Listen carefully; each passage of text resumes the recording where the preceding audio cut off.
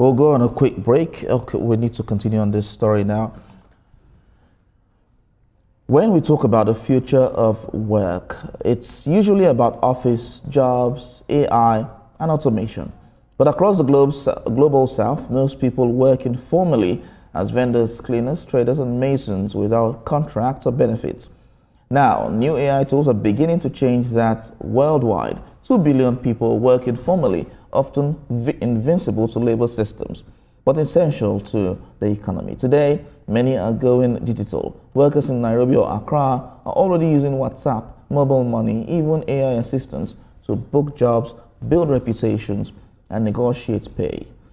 New voice-based and image recognition AI could soon verify skills, match workers to tasks, and create digital portfolios, all in local languages. It's not about replacing informal work. It's about recognizing it. And with the right tech, informal workers could finally get the visibility and the digital dignity they deserve. Founder, Work Bazaar Limited, and digital marketing expert Gabriel Adeyeye joins me for more on this.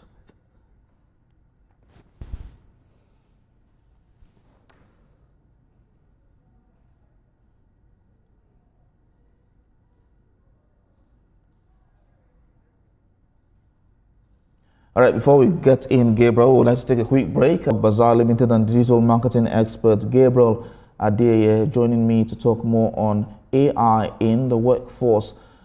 Thank you so much for joining us at this time. Let's look at this discussion. How do you think AI is impacting informal work in the global south, particularly in countries like Nigeria?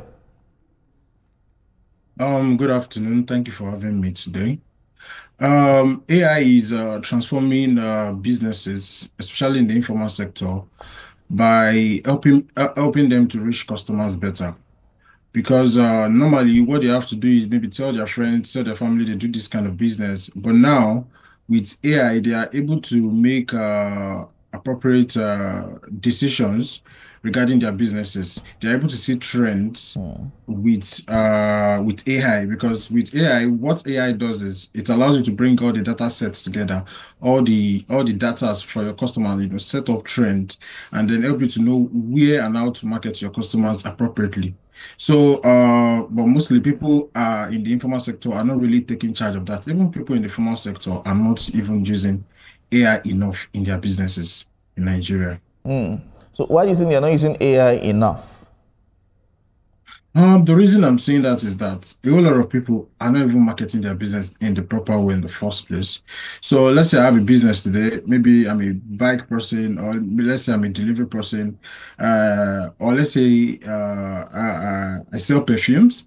I tell my friends, I put it on WhatsApp, and I tell my friends, oh, I sell perfumes, and that will be all they do for their marketing. Whereas they have platforms that they go to every day. They have Facebook, they have Instagram, they have TikTok, and marketing is quite cheap on TikTok, depending on what you're selling. So, because they're not even marketing enough, they don't know they can use AI to create very good videos to sell their products. Video openers that would make the videos that will make their product look very good to the customer, whereby the customer will look like, I want to get this thing. So the business owners in Nigeria, especially the informal sector, because they don't really have much budget. Since they don't have much budget, AI can be a leveler for them. It can be a leveler for them, whereby they can also compete with other people, get more people into their businesses. Let's say, for example, I'm going to a different location and I want an hotel, or I need a bike man, or I need a place to stay. I go on Google, right? And I search. But what people don't know is Google is also using AI in their business.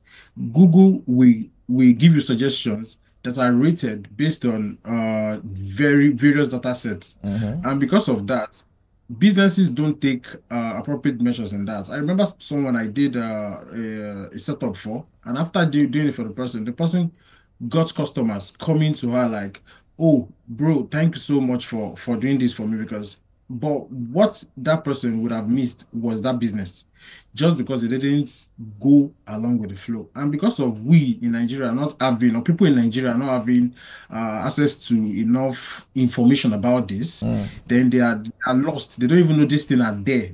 And then this thing is progressing, and then it's just like there's a diverge between the AI and the people that ought to use it. People in other countries are using it. You see people selling different things over here. They have their store All set up right. online. Yeah. So same way you have a business, a beautiful business place, you also need to create a digital persona for your business All right. online. So in all you've been saying now, it all boils down to the proper use of AI. How might Yeah. AI affect the livelihood of informal workers such as street vendors or even domestic workers? And can AI help improve working conditions or provide new opportunities for informal workers? Earlier I said AI is a leveler. For those people who take it, people who use it correctly, it will only take jobs from people that don't use it, or Okay. people that feel like, nah, let me just ignore it. Because we still have people in the dark ages right now that believes that there's nothing in the internet. So due to that fact, they didn't take quick notice of it, and because of that, they are left behind. So it will only take jobs out of their hands. As a business owner, let me say, as a business owner, you can easily take AI to level up. You are selling your product better to people that need to see your product. So you are going to make money, and then there's no way you are going to be left behind. If you are learning about new things, there's no way you can be left behind. Hmm. So that's just it. It won't take away jobs from them. All right. It only take it away from people who are not using it. All right, now that you've killed the fear of a lot of people, what policies or regulations do you think government should implement to ensure AI benefits informal workers? I think the government are doing their best at the moment, at least to a level, but I feel the government should and can still do a whole lot more.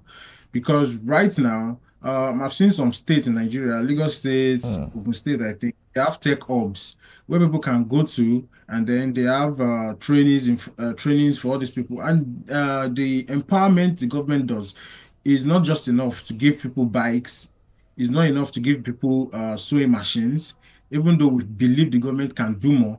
We also believe now the government can, through this, like, okay, you're giving someone a business to also tell them how they'll make money out of it, unless what you're giving them as a business to become a liability to them. So the government should, apart from just drafting off policies, and even if government want to draft off policies, they should consult experts in these fields. People like me that understand what the digital space is about, and then they can draft off these policies that will support these All right. business owners. And if they understand these things, then they will also be able to, the government will also enjoy it, because when the people are happy, the government too will reap the fruit of the whole investment. Do you foresee any problems with the increasing use of AI?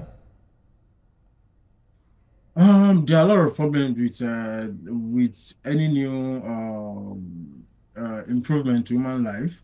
When there's a new improvement to human life, there are some stuff that will be lost. Some people might lose jobs in some ways, but basically with these parts, what people will lose the most is right now we're already seeing it in some places that a lot of people are using more of AI, then they don't really do the work they need to do for them to get the result they need to get. So people need to just also consider that they should be able to work without AIs, but use AI as a support, just like you have a worker in your business. So through that, we won't really lose a whole lot. All right. All right, founder Work Bazaar Limited and digital marketing expert Gabriel Adeye. Thank you so much for talking to us on this development. Thank you.